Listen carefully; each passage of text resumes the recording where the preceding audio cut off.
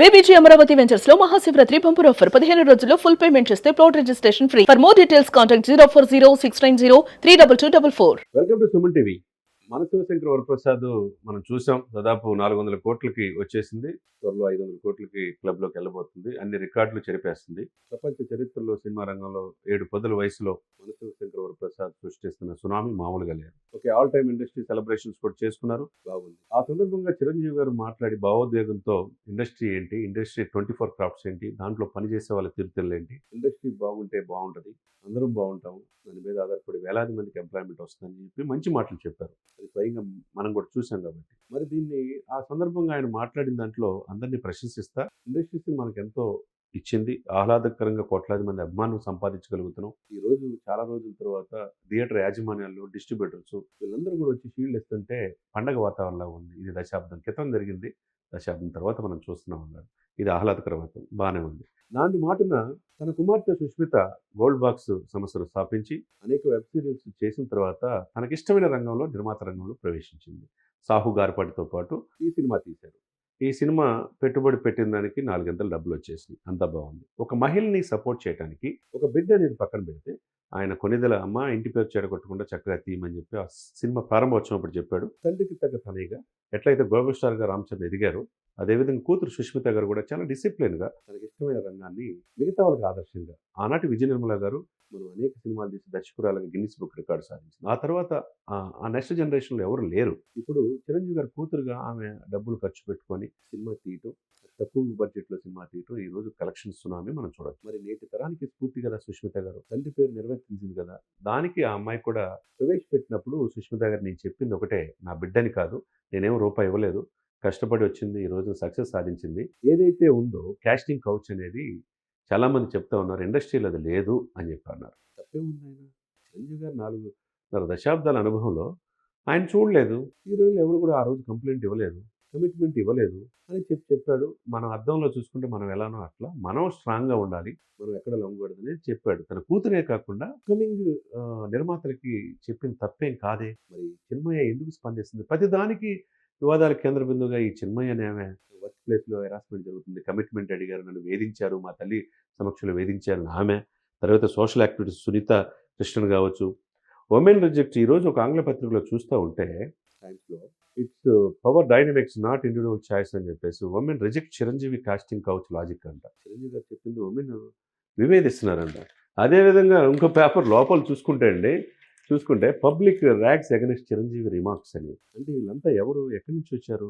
ఎప్పుడో చెప్పిన వీళ్ళ వర్క్ ప్లేస్లో ఎదుర్కొన్న ఇబ్బందులు, ఈ కాస్టింగ్ కౌచ్ గురించి ఆనాటి చెప్పింది అనుష్క శెట్టి కావచ్చు, మిగతా వాళ్ళు చెప్పినాయి ఆ రోజు 2016, 17 ఇంటర్వ్యూలో చెప్పినాయి, 2024లో చెప్పినాయి ఈరోజు ఈ పేపర్లో వేసుకొని ఎందుకు చిరంజీవి గారిని డిఫెమ్ చేయాలనుకుంటున్నారు? Public rags against Chiranjeevi remarks అంటున్నారు. చిరంజీవి గారు ఏం తప్పు చేశాడు? మరి ఇది చూడాలా. 2014, 2026లో, 2020లో ఇవన్నీ చెప్పినవి చూస్తే ఒక రకంగా అప్పుడు ఇప్పుడు తీసుకొచ్చి చిరంజీవి గారు చెప్పింది కరెక్ట్ కాదు అని చెప్పేసి ఈ పత్రిక ఎలా డిసైడ్ చేస్తుంది? ఆయన చెప్పింది తప్పేం కాదు కదా. వర్క్ ప్లేస్లో ఎటువంటి కాస్టింగ్ కౌచ్ లేదు. మరి ఆమె కూడా చెప్పింది కూడా ఒకసారి చూస్తే ఈ చిన్మయ్య అనే ఆమె ప్రతిదానికి వివాదాలకి కేంద్ర బిందువుగా మారిపోతూ ఉన్నారు. ఆమె చెప్పింది ఏంటి? చిరంజీవి గారు నటించిన కాలంలో అవి ఏమీ లేవు, కమిట్మెంట్ అంటే ఇక్కడ మనం వాళ్ళు చెప్పింది, నిర్మాతలు చెప్పింది, దర్శకులు చెప్పింది వినాల్సిందే, కమిట్మెంట్ అంటే అన్ని రకాల వేధింపులకు గురి కావాల్సిందే అని చెప్పి చిన్మయ్య చెప్తున్నారు. మరి చిరంజీవి గారు ఉన్నప్పుడు ఏం జరగలేదు కదా.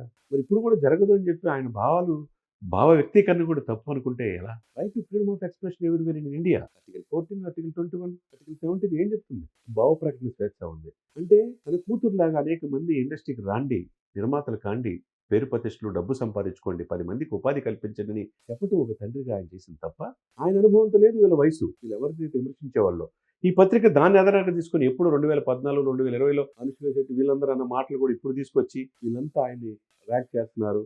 Women reject Chiranjeevi casting couch logic అంటున్నారంటే సరే వాళ్ళ విఘ్నతకి వదిలేయాలా? ఇది ఎవరి యొక్క లాభం కోసం, ఎవరి స్వలాభాపేక్ష కోసం? చిరంజీవి గారిది ఇప్పుడు కాదు, ప్రతి దానికి ఏదో ఒక లాజిక్ తీసుకుని ఆయన విమర్శించారు. ఆయన విమర్శించే కొద్ది ఎదిగాడు తప్పితే ఆయన ఎవరు కూడా ఆయన సీటు కానీ ఆయన కూడా ఎవరు ఏమి చేయలేరు. చాలా గర్భంలో కలిసిపోయారు విమర్శించిన వాళ్ళు చాలా మంది. కాబట్టి చిరంజీవి గారు చెప్పింది ఇండస్ట్రీ మంచికి, మంచి నిర్మాతలు రావాలి, మంచి దర్శకులు రావాలి, మీకేం భయపడకుండా ఇండస్ట్రీకి రండి, మీరు దృఢంగా ఉండండి, ఎవరికేం భయపడాల్సిన అవసరం లేదని చెప్పింది మంచిది తీసుకోండి. ఆయన ఎప్పుడు చెడు చెవులో చెప్పండి ఉండే మంచి 10 మందిలో చెప్పండి అంటాడు. అందరి వాడు ఆయన.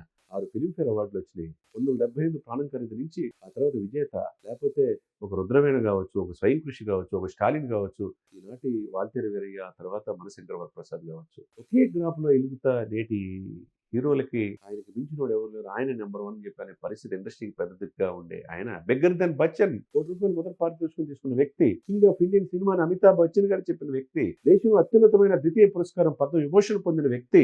ఈ రోజు మోదీ గారు పవన్ చిరంజీవి గారిని చేతులు ఎత్తి ఇది దేశానికి కావాలని చూపించిన ఆ వ్యక్తిని బ్లడ్ బ్యాంక్ పెట్టి, ఒక ఐ బ్యాంక్ పెట్టి 24 క్రాఫ్ట్స్ కి 8 మాసాల పాటు నిత్యావసర వస్తువులు ఇచ్చి లక్షలాది మందిని కాపాడే ఆ వ్యక్తి ఇచ్చిన సలహాని తీసుకోండి. అంతే తప్పితే ఆయన సలహా ఏదో తప్పని భావించినట్టు ఈ చిన్మయ్యలు కావచ్చు, సింతా కృష్ణ కావచ్చు, స్వచ్ఛంద సంఘాలు కావచ్చు, విమర్శిస్తే రేపు మీ పరిస్థితిని కూడా ఆలోచించుకోండి. ఆయన చెప్పిన మంచిని తీసుకోండి. అంతే తప్పితే చిరంజీవి గారు ఏదో దీన్ని పెద్దది చేసి దీని మీడియాలో ప్రాప్తం కోసం, ఐడెంటిటీ క్రైసిస్ కోసం ఆ వ్యక్తి చెప్పాడు కాబట్టి చిరంజీవి గారు మనం కూడా చెప్తే మనం కూడా మీడియాలో కనపడతామనే భావంతో ఇలా చేయడం కరెక్ట్ కాదు.